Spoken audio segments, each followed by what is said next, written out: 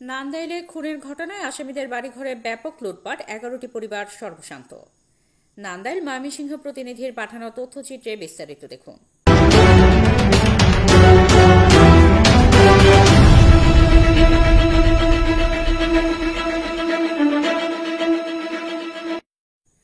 ময়মনসিংহের নান্দাইল উপজেলার নান্দাইল ইউনিয়নের ভাটি সাভার গ্রামে খুনের ঘটনাকে কেন্দ্র করে বাদীপক্ষের লোকজন আসামি পক্ষের অন্তত 11টি পরিবারের বাড়িঘরে ব্যাপক ভাঙচুর ও লুটপাট চালিয়েছে বলে অভিযোগ উঠেছে। এতে করে আসামি পক্ষের 11টি পরিবারগুলো ব্যাপক ক্ষয়ক্ষতির শিকার হয়েছে।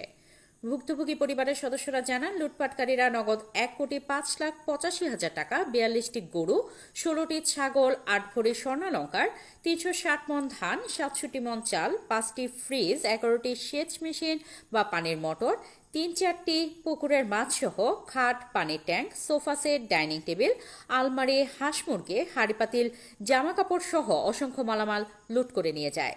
ভুক্তভোগীরা আরও জানান, এ ঘটনায় অন্তত 11টি পরিবার সর্বশান্ত হয়ে পড়েছে। উল্লেখ্য, গত শুক্রবার 12 সেপ্টেম্বর বাড়ির সীমানার 1 হাত জমি নিয়ে দুই পক্ষের মধ্যে সংঘর্ষ বাধে। এতে আক্তার হোসেন গুরুতর আহত হলে চিকিৎসাধীন অবস্থায় ময়মনসিংহ মেডিকেল কলেজ হাসপাতালে মারা যান। পরবর্তীতে এ ঘটনায় নান্দাইল মডেল থানায় একটি হত্যা মামলা দায়ের করা হয়।